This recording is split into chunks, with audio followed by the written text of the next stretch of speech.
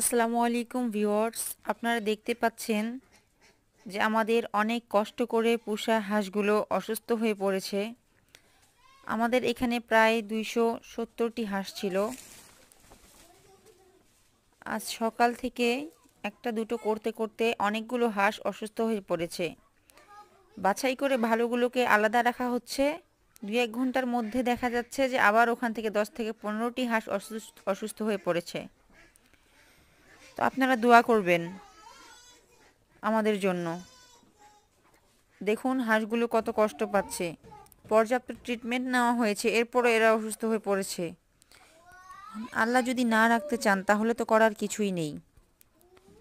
আল্লাহ যা ভালো হয় সেটাই যেন করে।